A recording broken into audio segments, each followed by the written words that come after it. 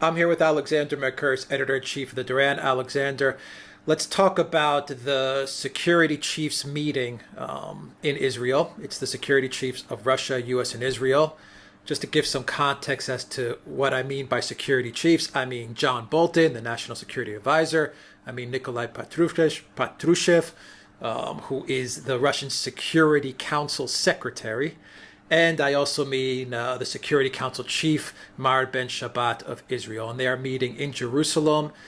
And it's a trilateral talks. They're focusing on Syria, though I'm sure they may even touch, I'm positive they'll touch on Iran and what's going on there. But Alexander, give us some background as to why these security chiefs are meeting. And let's tackle Syria, I guess, first, and maybe we move on to Iran. I think Syria is the actual key to this. Now, the interesting thing about this meeting is that though it is being done at a very high level by people who are extremely important in their respective governments, it's not attracted the kind of international media attention that one would expect that it would. There's been lots of speculation and rumors about it in the Middle East, with some people speculating again that it's all about Russia preparing to sell out to the Americans and to the Israelis on Syria.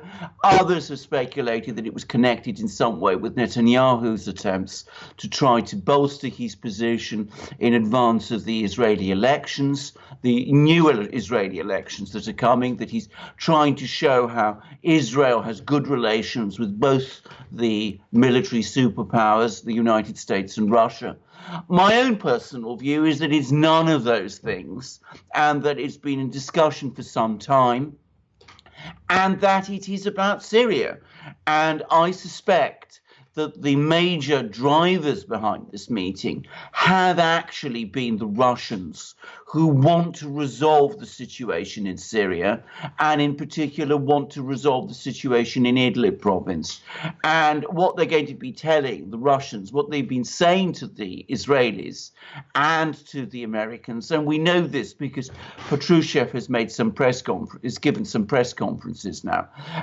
What I think the Russians are saying to these people is, look, we understand in the case of Israel that you have security concerns in Syria, but these cross-border raids into Syria are not the ways to sort them out and to resolve them, and those must stop.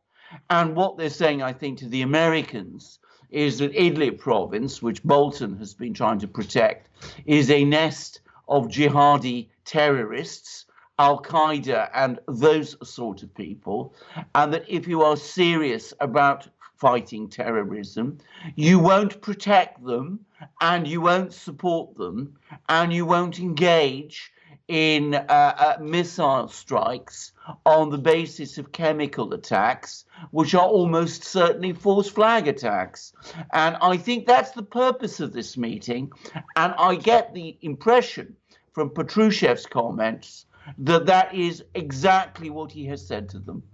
Why is Bolton protecting ISIS in Idlib? Right, I think the reason he's doing it, and Al-Qaeda also in Idlib, by the way, because they're both there. Al-Qaeda, Al-Nusra, ISIS, all these terrorist groups, yeah. I think we should call them straightforwardly by their actual names. I mean, they come up with an alphabet of different names, but they are ISIS and Al-Qaeda, right, and they're both there in Idlib. Now, the reason Bolton is protecting them is because he doesn't want to admit that this regime change operation in Syria has been a failure. I think he still has some sort of ambition to overthrow the Damascus government of President Bashar al-Assad and to continue with the policy that the United States has of breaking the so-called axis of resistance, which brings together Arab states like Iraq, Syria, Lebanon, and which is in some form allied to Iran. I think that is Bolton's priority.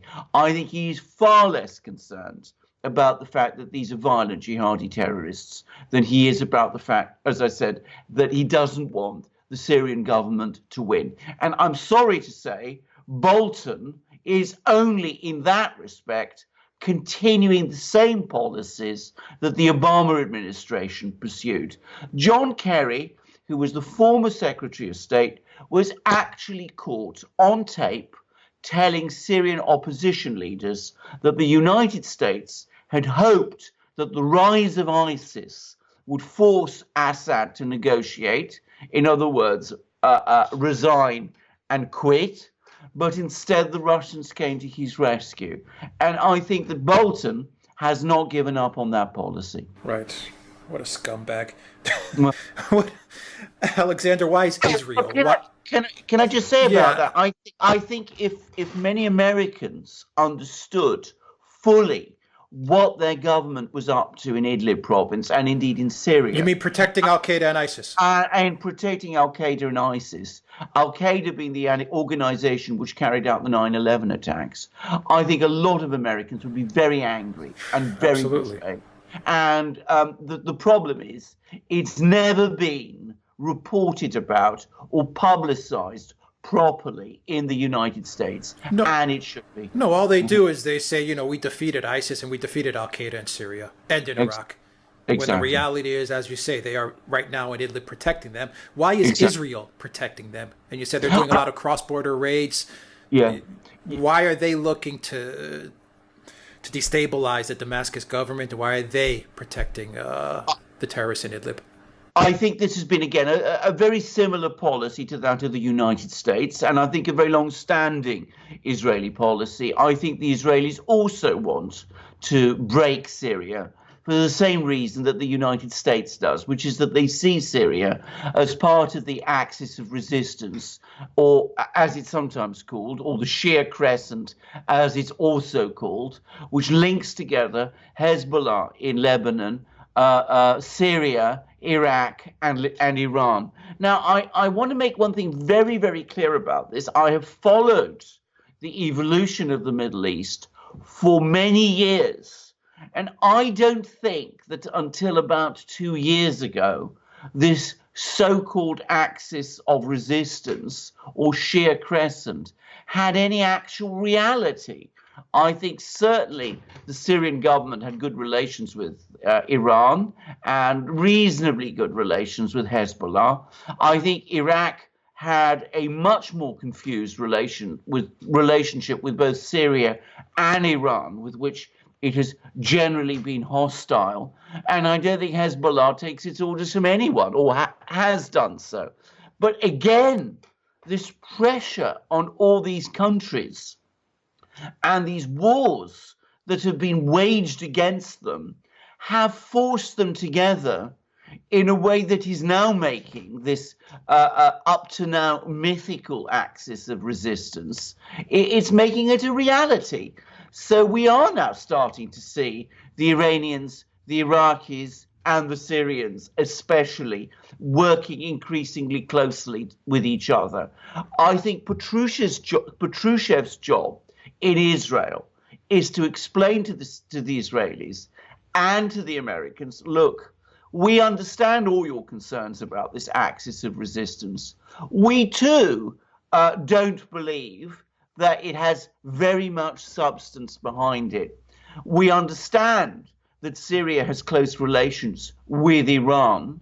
If Israel in particular needs some security guarantees, it needs, for example, to limit the number of Iranian troops in Syria or to prevent Iran establishing a Mediterranean naval base in Syria, as some people in Iran have floated, then there is diplomatic action which can be used to achieve those objectives. But protecting jihadi terrorists and engaging in cross-border raids is not the way to do it. When I was looking at the people that were involved in these talks, the one country that is not there, which is also playing a big role in Idlib, is Turkey. Yeah. Why are the Turks not involved in this? Because if you were saying that you could say the U.S. is protecting the terrorists, Al Qaeda, ISIS. Yeah. You could say that Israel is protecting Al Qaeda, ISIS. But then you have to also say Turkey is also protecting Al Qaeda, ISIS, and Idlib. So where are the Turks? Indeed, so that's a very good question, actually. I think it's a demonstration of how bad relations between Turkey and Israel and the United States have now become that they are not attending this meeting. And I think it's a further indication that the people who are driving this meeting are, in fact, the Russians. Because, of course, the Russians are able to talk to the Turks directly. They can come along to Ankara and speak to Erdogan, and they do so regularly. And of course, Erdogan repeatedly telephones Putin, and they constantly negotiate with each other. Whereas for the Russians to talk with the Americans on any subject is extremely difficult. And I think the Russians suggested this meeting in Israel to make it possible for Bolton to come along so that the Russians could speak and talk to him there with the Israelis present and negotiate with him in a way that would not be possible in Washington or Moscow. But at the same time, as I said, the fact that the Turks are not there demonstrates that how bad relations between the US and Israel, US and Israel on the one hand, and Turkey, how bad those relations have become. So the Russians, in a way, hold the key to everything now. They talk to the Turks, they talk to the Iranians, they talk to the Syrians, they talk to the Americans and the Israelis. No one else can. Okay, so that's a good point. And we are hearing that Putin and Trump will be meeting at the G20 summit in Osaka, most likely on the sidelines. It won't be like a full-blown kind of summit type of meeting, but they will talk. You're going to have Putin speaking with Trump. Do you think that this meeting in Jerusalem, they are going to touch upon what's going on in Iran? And do you think that this is going to maybe pave the way, or at least add some context, some framework to the possible meeting between Putin and Trump in Osaka? You know, maybe it'll give Putin an opportunity to speak with Trump, and they could hopefully, and I'm being hopeful here, they could find an off-ramp to what's going on in Iran. Right. The Russians have officially confirmed that the meeting in Israel between Patrushev and Bolton and Ben-Shabbat, but obviously especially between Patrushev and Bolton, is in part to prepare for the meeting in Osaka, the pending meeting between Trump and Putin. Now, I should say that meeting between Putin and Trump is in preparation. It has not yet definitely been agreed, but it looks increasingly likely that it is going to happen. And yes, it is going to be a meeting on the sidelines of the summit, but all the indications are that it's going to be a big and serious meeting between the two men, and that many things are going to be talked about, including arms control, including obviously the situation in Syria, and including obviously the situation in Iran. Now, when last week things were looking very difficult in the Gulf between the United States and Iran, I was saying, and we also discussed it with our live a few days ago, Peter Lavelle also mentioned this, about how the Russian diplomacy was almost certainly working in the background to try to contain the crisis. And I am sure that is what is happening. I am sure this is partly what this meeting in Israel was all about. And yes, the Russians will be looking to find an off-ramp for Trump and for the Iranians and for everyone else. But the Russians have made it very clear that they will do what they can, they will not sell out Iran. I mean, Putin has said that, Patrushev has said that, Lavrov has said that. All of them have said it in separate comments.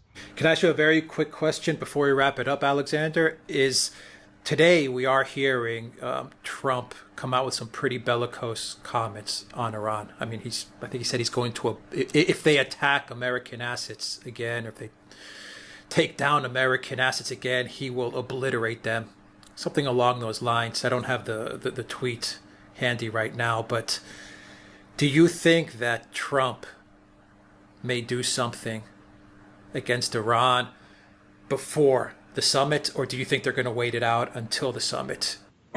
I'm afraid with this situation, you can never know. And of course, there are lots of people who will want to wreck the summit and prevent it happening.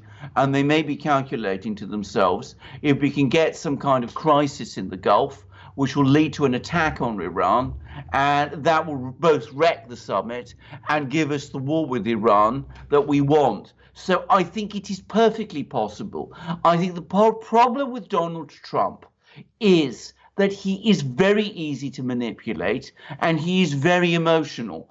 So he made these extraordinarily foolish and reckless comments today because the Iranians made some very strong statements about their readiness to defend themselves. So he goes after off, additional sanctions were placed. and after additional sanctions are placed on them. So off he goes.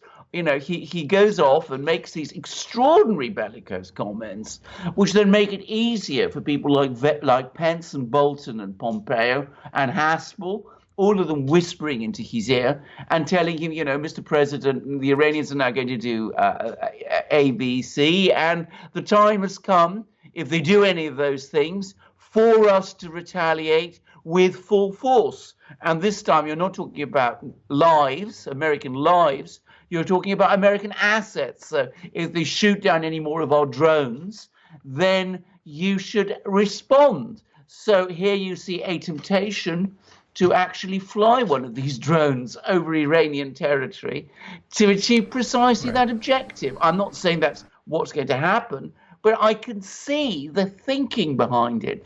These comments that Trump makes are extremely unwise, and they always risk boxing him into a position which I think deep down, I still think he doesn't want. I don't think he wants a war in the Gulf.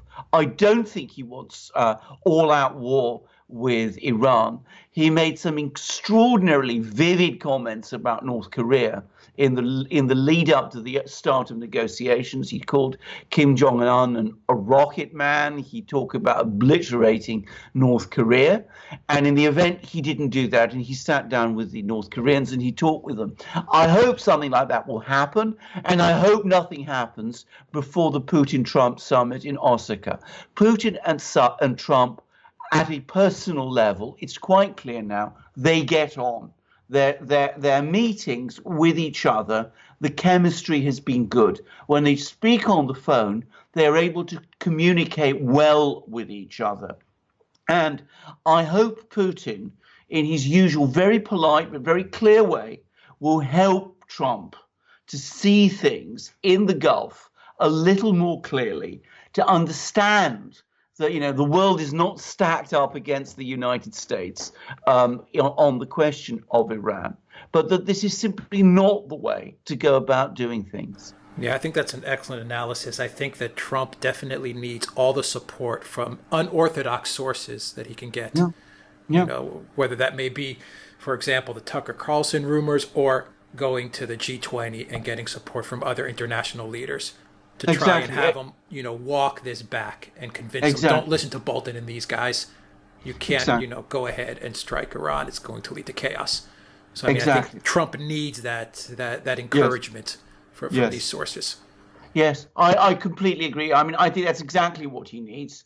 And hopefully that's what he's going to get. But there are people working behind the scenes, undoubtedly working behind the scenes, to try to prevent that. The one thing I would say is that Netanyahu, who we mustn't overlook, I mean, he's obviously a key player in all of this, is looking extremely fragile at the moment. His attempts to form a government in Israel have failed. He's facing new elections, and there's various criminal proceedings now that are swirling around him.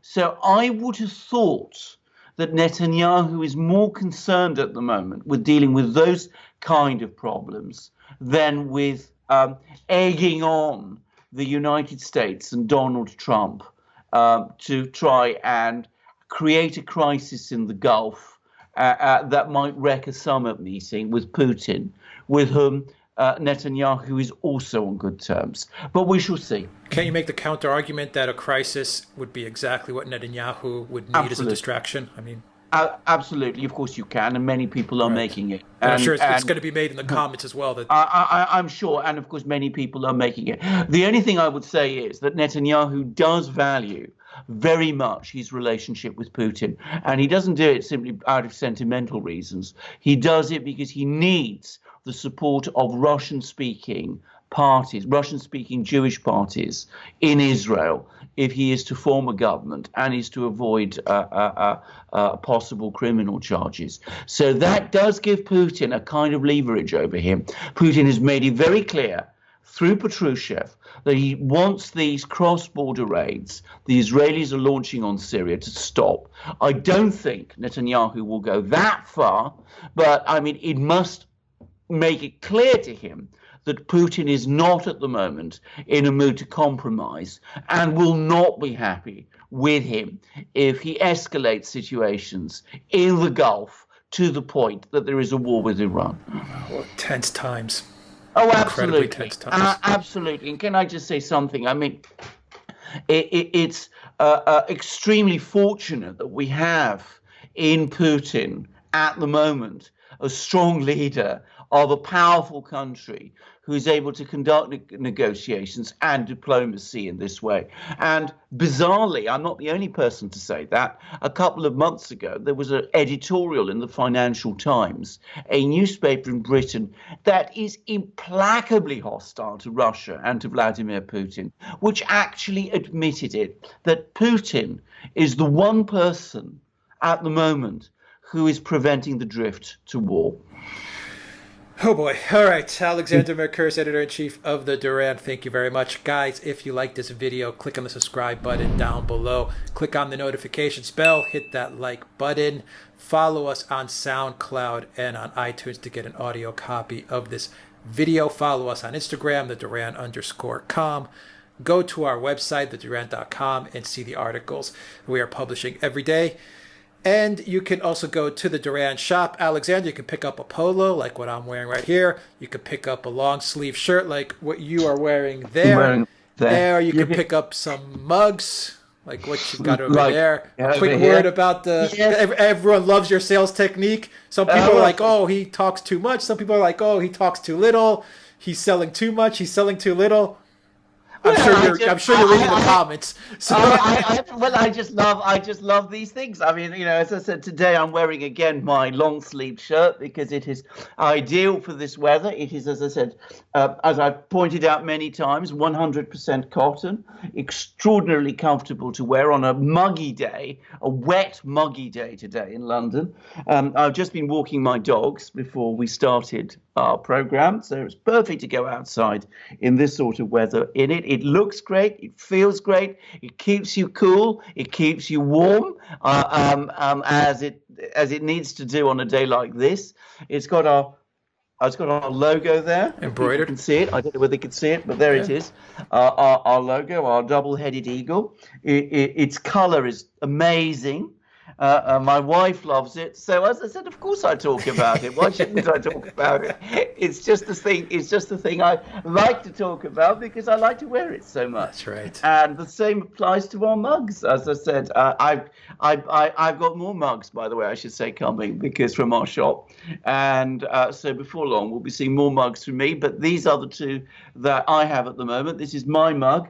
And just to let everybody know, I'm now drinking a different tea from it. This is a Queen Anne tea that I'm drinking, which was formulated in 1907, again for the royal family, but it's 200 years from the reign of Queen Anne. So that's why it's called tea.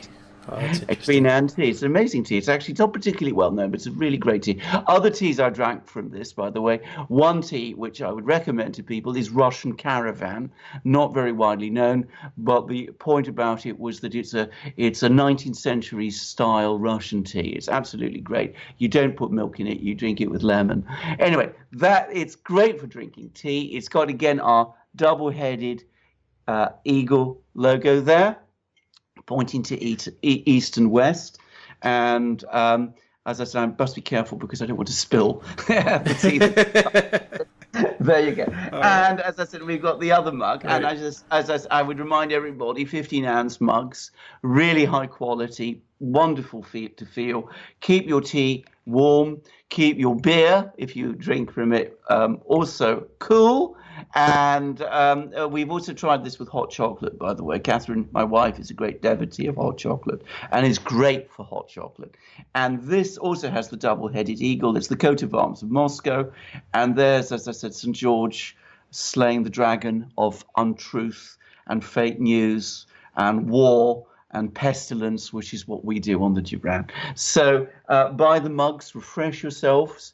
Queen Auntie, if you want me to try and tell you where to get this, I can do that too. But you can find lots of great teas and great coffees to drink from these, and you'll get refreshed, and you'll get to understand politics and work and read, as I do, because I always drink from these cups when I'm working and reading, and that's how I'm able to know all of these detailed points, which makes it possible for Alex to ask me all these questions and for me to answer. They are magic bugs. They are magic bugs. We sometimes forget to say that, but they are magic bugs, so they're well worth it. They're absolutely magic mugs. As I said, it's because, I mean, they are so good, and they are exactly the right size. All right. Don't forget, you can donate to us as well on PayPal, Patreon, and Subscribestar. We have a Subscribestar account as well. So those links are in the description box down below. Alexander Mercouris, Editor-in-Chief of the Duran. Thank you very much. Until next time, everybody. Take care.